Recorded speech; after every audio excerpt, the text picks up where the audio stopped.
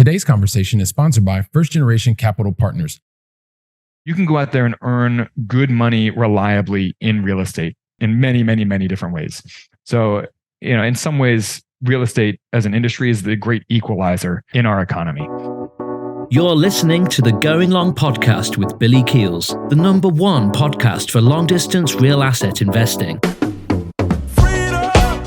Welcome to the Going On podcast. We're back once again to continue to help to educate you so you feel much more comfortable as well as confident investing beyond your backyard.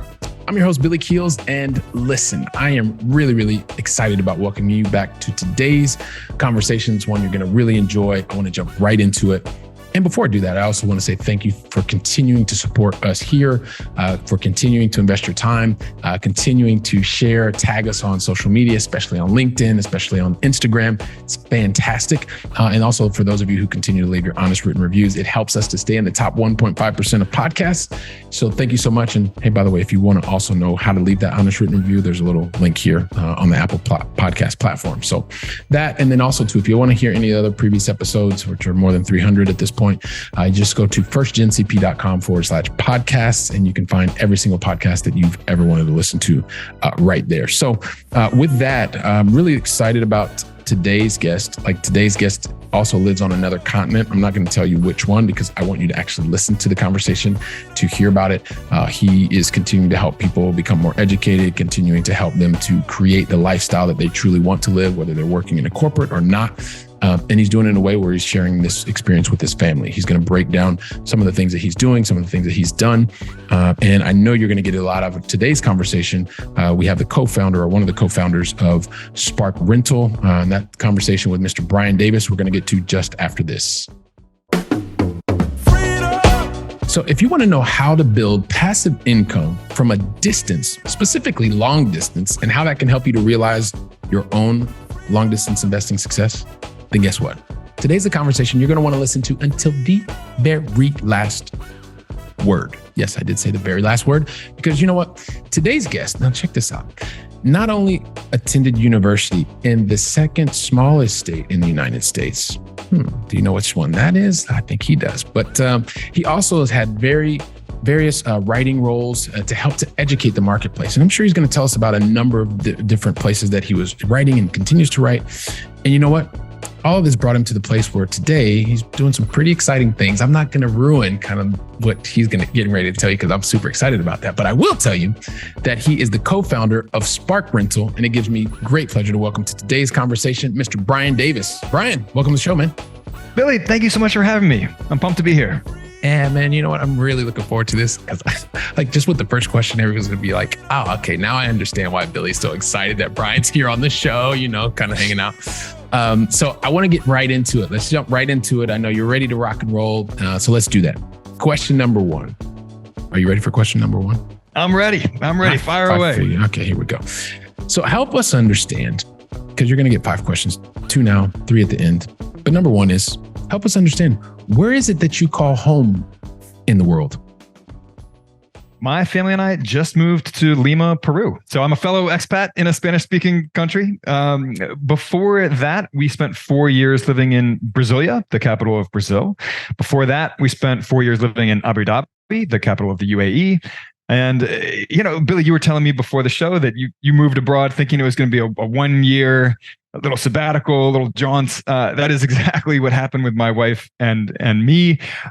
We thought we were going to do a little 2-year excursion to the Middle East and then come right home. And, we're in our 9th year abroad. See no reason to move back to the US yet. So having fun with it. Oh man, that's music to my ears, by the way. So I think that's absolutely fantastic. You've even changed continents. I've kind of gotten used to being here on the old continent and hanging out in Europe, but who knows what the future may hold. But appreciate you sharing that. So Lima, Peru, which is fantastic. So I guess we can both say, well, I guess I have to say buenas tardes and you would say buenos dias because that's kind of where we are right now at this time of day.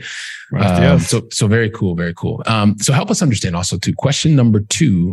I love positivity, Brian. So hit us with something positive. What is the most positive thing that's happened to or for you in the last 24 hours? We just did a deal. We just closed the doors on a deal in our investment club, and we had way more people participate in it than I thought we would, and then usually do. So that was fun. On a more personal note, took my daughter to the doctor yesterday. She'd been sick, and got good news from the doctor that she's going to be fine. So it was good to hear.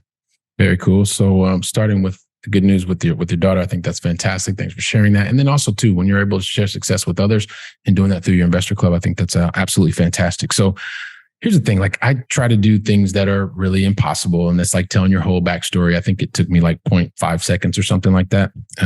But hopefully you're going to tell people what the second smallest state is in the US. Maybe some of them know. I know that I do. But anyway, aside from that, right, trying to do impossible things, I would really love for you to help me out, Brian, because I would like for you to tell your backstory, not in 0.5 seconds like I tried to do, but tell your backstory in the amount of time that you need to tell your backstory. And then we'll see where you and I kind of take the conversation from there. Make sense? Sure. Yeah. So throw it over to you. Help us. Second smallest state is, of course, Delaware. I went to University of Delaware, Blue Hen. My backstory. So I graduated University of Delaware and had no idea what I wanted to do with my life. Like so many young people, right? Yeah. No clue. So I was floundering around. My parents, rather wisely gave me the advice of, hey, go out and try to do informational interviews with as many different people as you possibly can, just to get a sense for what people do, with at 11:30 on a Tuesday morning, right? Because, you grow up knowing about like 5 different jobs, right? Like policeman, firefighter, teacher, maybe accountant, right? Yeah. Like, I wanted to be a that's doctor. All you know. Anyway, so I went and I ended up landing in a job working for a mortgage company. And in particular, I worked for the 2 guys who owned the company. One of them was a friend of my stepdad's. And with their private money, they lent hard money loans, aside from this big kind of national mortgage lender that they operated. So I started working for them, doing their hard money loans kind of on the side of their regular mortgage business. So I'm working with real estate investors day in and day out. And this is back during the early to mid aughts when everyone's making money hand over fist in real estate, right? I mean, it was just a big like money shower party. As I'm watching all these guys who I thought, I'm smarter than these guys. I can make money in real estate too if they're making money. So I promptly went out and I put all of my savings into buying rental properties, way overpaid. This is right before the crash in 2008 at this point, and just totally lost my shirt on those properties. I never learned the fundamentals. I didn't even learn how to accurately forecast cash flow on rental properties. I'm sitting there on like my 10th property, still thinking that it's the rent minus the mortgage, right? I mean, okay. Gotcha. And some of that is because I went too far too fast without having a chance to learn those mistakes. Those mistakes hadn't caught up with me yet. And then, of course, they did catch up with me like a freight train in 2008. So I got stuck with a bunch of properties that I had been planning on flipping and selling, and I got stuck with a bunch of others that I had been planning on holding and thinking that they were going to cash flow well, and then they didn't, of course. And my day job also dried up because no one's making money in real estate investing anymore. So no one's borrowing hard money loans anymore. Right. So I had to go out and totally get a new job, a new career.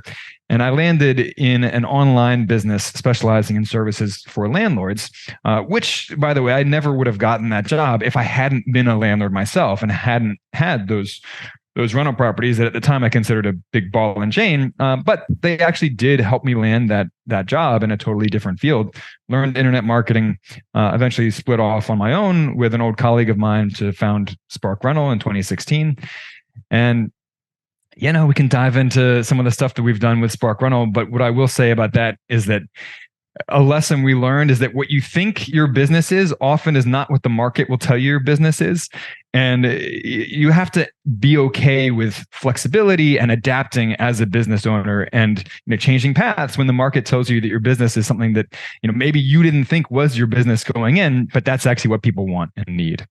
You know what? So I had a question that I wanted to ask you, but I want you to continue on that path. When you say, listen to the marketplace and it will tell you what your business is, like develop that a little bit more so that people can tap into that, because it's such an important thing, especially. And I think a lot about the people who are part of, our listening family, and a lot of high paid professionals that are really working in day jobs and they think about the one path that they have, which is their job.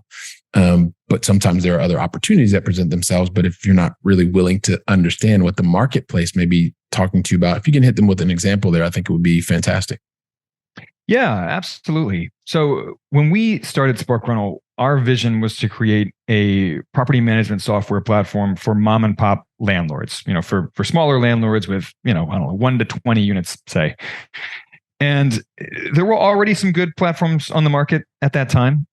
We went out and we gave most of our seed money to a website developer, an app developer, and they ran off with the money and didn't actually finish our software and refused to refund us after the fact. So that was a tough roadblock very early on in our business.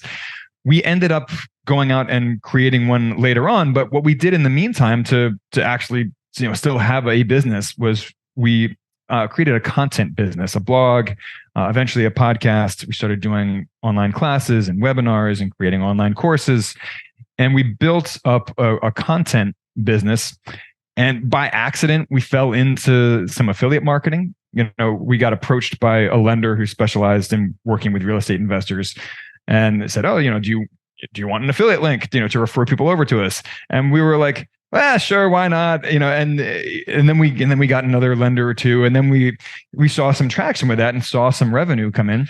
So we built out an entire comparison tool, comparing all of these different lenders who specialize in working with investors. We didn't know that was the direction that we were going to go in. We didn't know that education was going to be the direction that we were going to go in. And then with education, we created these online courses and they weren't selling that well and we couldn't figure out why, but we kept getting people coming to us and asking us, hey, can we invest with you guys in some of your projects? Because we don't really feel comfortable yet going out and spending 50 grand, 100 grand on a down payment and closing costs and renovation costs. We want to do a deal or two with someone who's been around the block to feel more comfortable easing into investing. And Denny and I kept saying, no, we're not actively investing right now.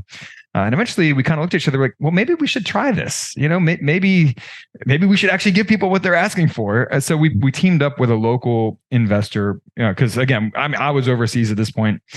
Denny lives in a market that is not very investor friendly. So we teamed up with another local investor. We did a couple of those deals, kind of letting our students participate in them as fractional owners in the deal, sort of a earn while you learn kind of program.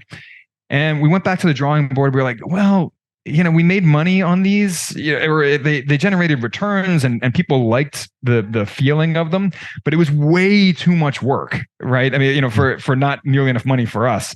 Mm-hmm. So, we kind of realized this is why no one's doing this, right? Like why no one else is bothering with this, because it's a ton of work and not much money. So, again, we went back to the drawing board. It was around this time that I had started investing in passive real estate syndications, these big group real estate investment projects in apartment complexes and other types of commercial real estate.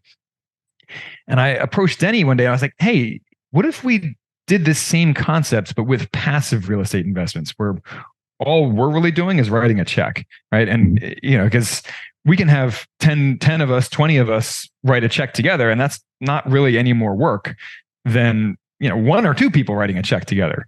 So we experimented, we did a pilot deal, and it was a good success. We got a lot of good feedback from it. And from there, we launched our real estate investment club, which is our main focus now. Every month, we propose a new passive real estate investment. People can participate with as little as $5,000, which I realize is not chump change, but it's way less than the typical $50,000 or $100,000 you need to invest in a real estate syndication by yourself. Cool. So you've been able to break that down, or just kind of bring it back to the question, which was, ultimately listen to the marketplace. So now you find yourself in an area where you're really continuing to educate, and also in very specific instances, providing the opportunity to invest alongside of you. But that wasn't really what you were doing. You were really wanting to build out a platform to help mom and pop investors that were managing 10 to 20 units or doors maybe. And so I think that's really interesting to say you were receiving feedback, you were adapting, and then as time has evolved, you've also seen that there are new ways that you can serve the marketplace. So I appreciate you giving us some insight into that. One of the things, Brian, I know is important to you, and whenever I hear this phrase or these two words together, I'm always interested in what people's particular definition is. So you do talk a lot about the helping people to achieve financial independence. So when you talk about that, bring us into your world.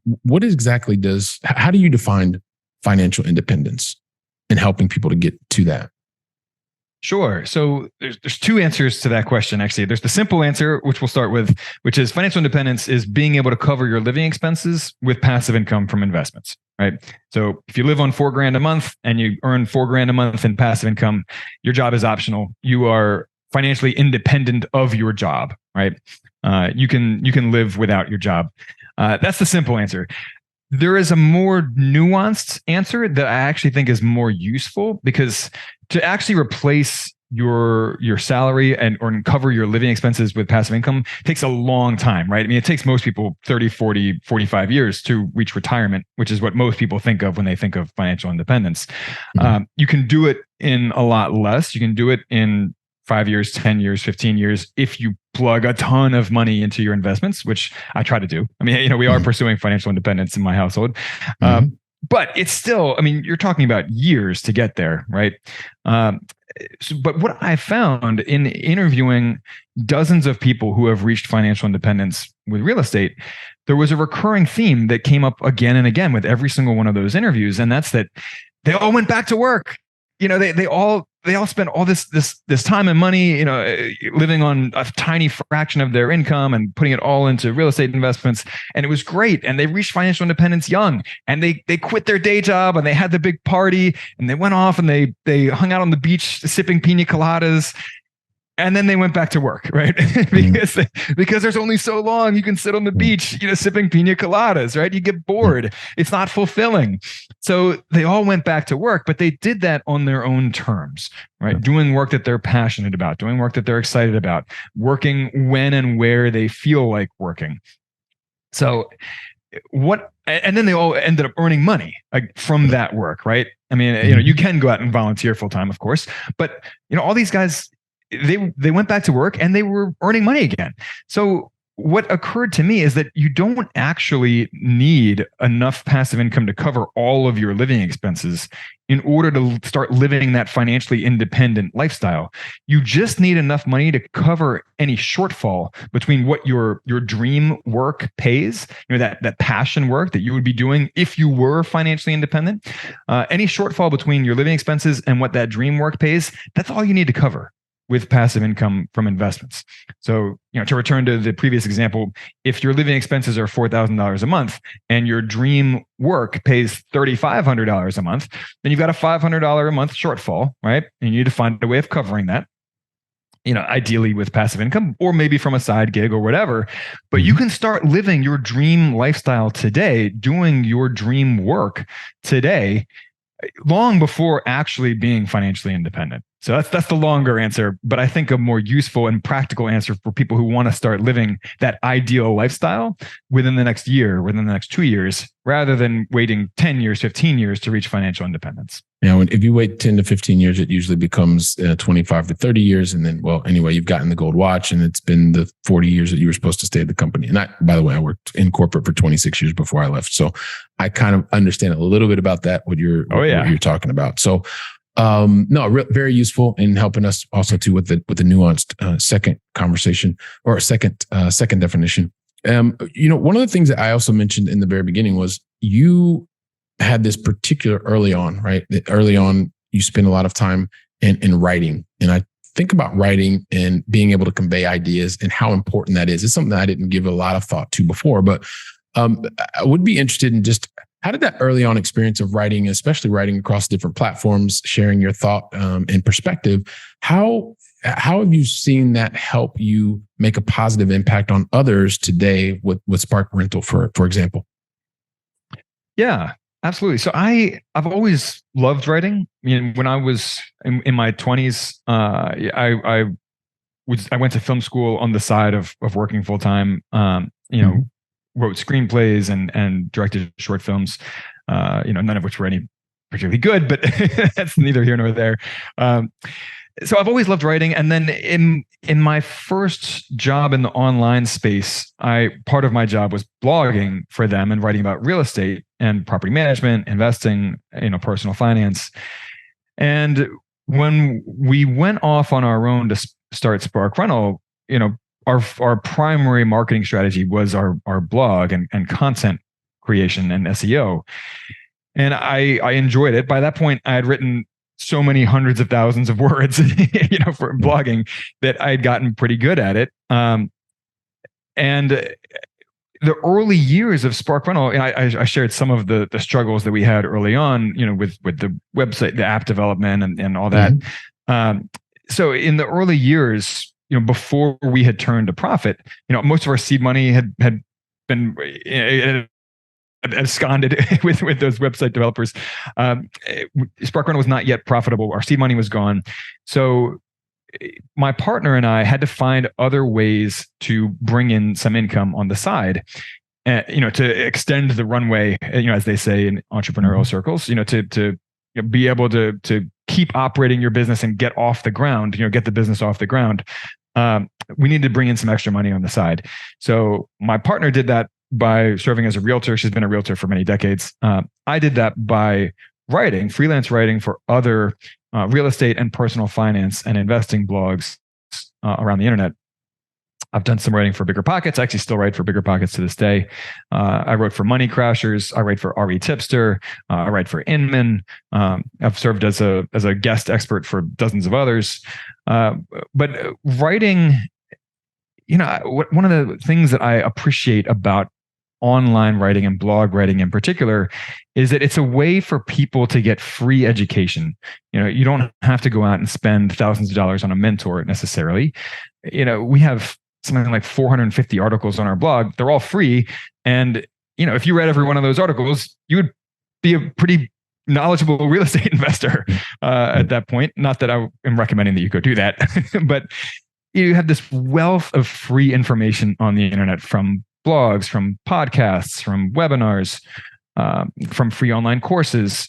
So anyone, no matter how little money you have, you can go out there and get a free education if you are willing to invest the time to find it, right? I mean, it's not presented to you in this pretty package like a class syllabus, right? You have to go out there and you have to find educators that resonate with you, people whose style and whose authenticity, you feel a connection with. Mm-hmm. But it's an amazing way for anyone at any income level to learn really any skill in the world. And real estate, one of the things I love about real estate in particular is that it's a path to wealth for people with no formal education whatsoever. It doesn't matter if you have a 6th grade education or, a PhD, you can go out there and earn good money reliably in real estate in many, many, many different ways. So, in some ways, real estate as an industry is the great equalizer in our economy. So it's probably a more long-winded answer than you were looking for, but no, not at all. And I would even say, one of the things I would say is, hey, if you want to get this, you go read the 450 different blogs, and you will be an expert. But that's just me. But it is, because this is one of the things, and I've always struggled with writing, and so I just realized that it is one of the ways to be able to convey your thoughts, to be able to share them in the way that makes the most sense for you. And you're also helping someone else who is looking to get to the path and the expertise that you're sharing, and doing it in a format that's written, which means you can always go back and reference it, and you can put it into practice. And when you talk about it in the way that you have evolved, which is, even putting them in blogs, taking it from a very specific skill that you were used in writing screenplays to then adapting that to help to educate and provide more positive impact through education, I think is fantastic. So I appreciate you sharing that with us. Let me give you one more thing. Yeah. Let me give you one really practical piece of writing advice for anyone who's looking for it. Go dig up an old blog post by Scott Adams, the guy behind Dilbert, who I think got canceled recently. That's all. That's neither here nor there. That's okay. Yeah. Anyway, but he wrote a classic article, and it's like 400 words long. It's really short. It's called "The Day You Became a Better Writer," and in like 400 words, he will give you all of the rules that you need for good writing. Of course, mastering those rules takes a lot more work. But you can read this article in 2 minutes, and then go out and spend many years actually mastering those lessons. But decades. Everything you need to know about good writing is in those 400 words. All right, fantastic. Well, listen, I appreciate that, Scott Adams. And you said it's the day you become a better writer. Check it out, everybody. Just Google it, I guess, and you'll find it.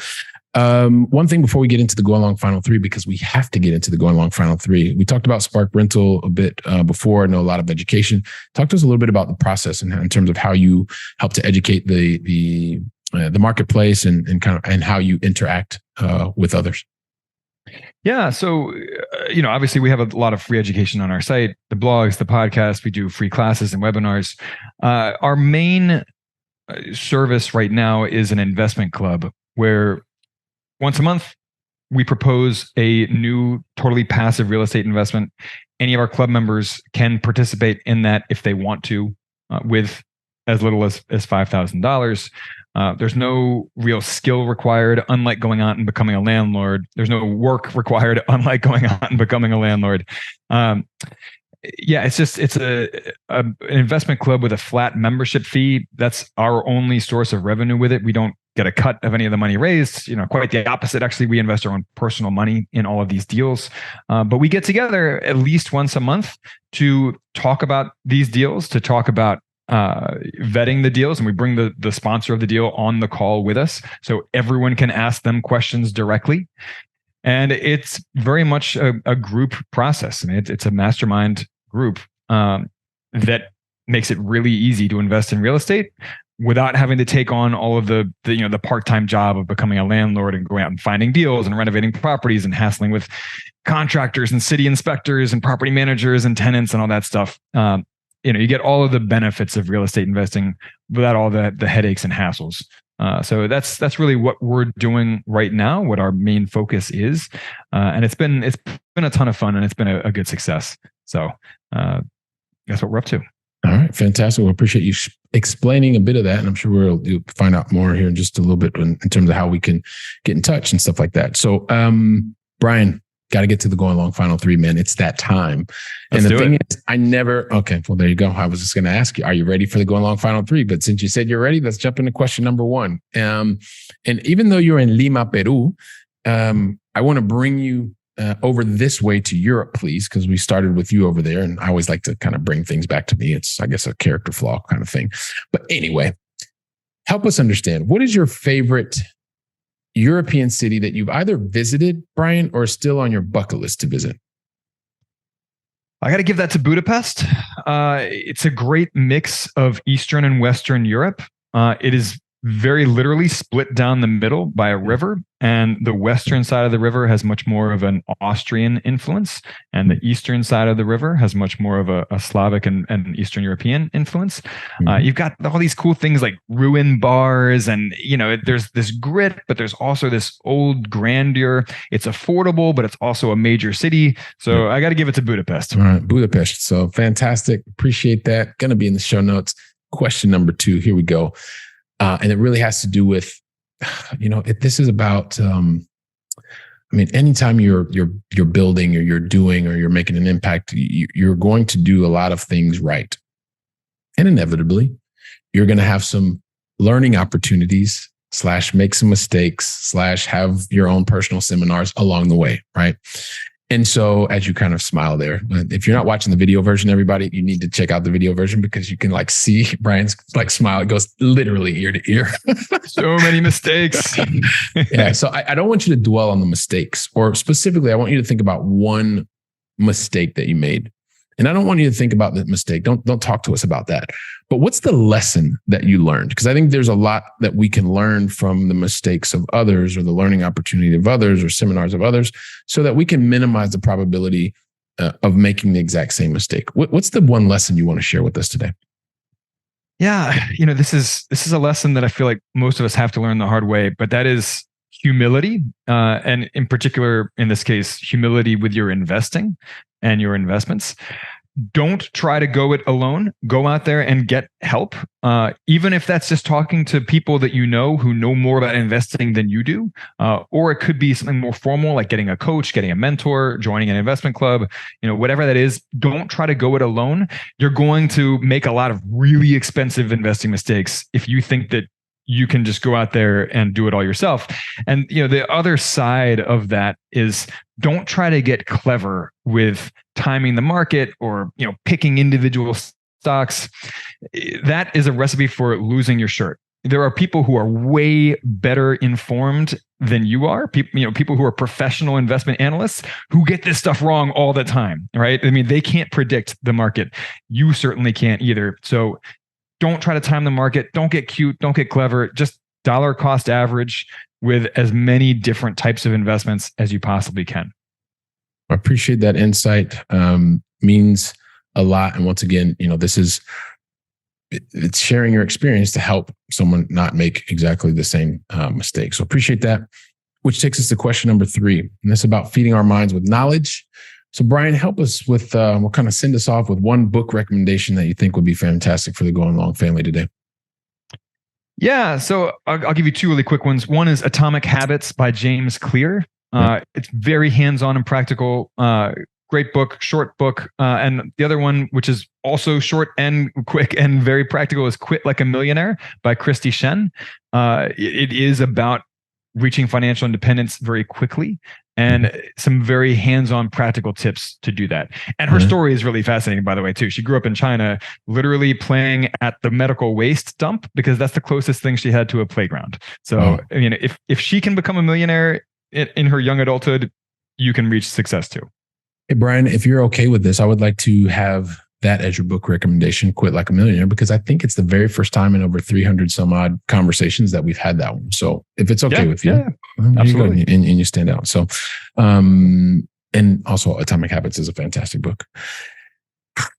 Well, I'm thinking about the beginning of our conversation, man, and you're talking to us about how, just even the positive thing that's happened to you with your daughters, the stuff coming back from the doctor and saying, hey, listen, this is going to be okay. Also too, just the fact that you had some positive news with your investment club. I think it's fantastic. Then you talked to us about early on in your ability to work at a mortgage lender, see what was going on, have kind of firsthand access, be able to get involved yourself, start to build your portfolio very well. And then guess what? Kind of got your hand caught in the cookie jar. Oh, yeah. And even as a result, you bounce back. And so as you bounce back, you continue to make a positive impact. You continue to look and see, you continue to adapt to the marketplace. Like you told us before, hey, listen, you really wanted to go out and you wanted to create this platform for for smaller investors, 10 to 20 doors. And now you find yourself being able to help to educate the marketplace, being able to do that in a way where you're also bringing people together, their mastermind to learn, to learn and grow together, even having the opportunity to invest alongside of you. And so I think there's so many people that want to find out more. And by the way, you were doing this from the UAE, you were doing this from Brazil, and now you're doing this from Peru. And you're talking to a guy who's from Ohio, but living in Spain. So, I mean, it's kind of like, wow, everybody wants to know, hey, Brian, how in the world are you doing this, man? And so, yeah, let me just kind of get to the chase. So help people understand, how can the Go Along family find out more about what you're doing, Brian, and also be able to interact with you? Absolutely. So visit us, sparkrental.com. You can reach out to me personally, brian@sparkrental.com. You can reach us at support@sparkrental.com. We're at all of the major social media platforms at Spark Rental. So we're very easy to reach. Reach out to me personally. It's not like I have a VA answering emails or anything. I will personally get back to you. And, I look forward to connecting with you. All right. Fantastic. Well, listen, Go Along family, you've heard it here. Brian, on behalf of the entire Go Along family, I just want to say thank you for deciding to invest your time with me, with us. And thank you very much. Really appreciate it. Billy, thank you so much for having me. This was a lot of fun. Yeah, my pleasure. Hey, listen, if you can give me like 15 seconds and we'll wrap things up and we'll get out of here. Go Along family, listen, the guy's been living all over different continents and he continues to have a platform and a foundation around real estate and educating and helping others. He shared some really great nuggets in today's conversation. Listen to the conversation again, even take action, send it to 2 or 3 other people. You all can start to talk about the things that you could do. Well, how is Brian able to do this from different continents and continues to move forward? And he's helping us. And heck, even reach out to him. He's made it really, really simple. So as you're there taking action on today's conversation, I'll be here preparing for the next conversation. So until then, go out and make it a great day. And thank you very much.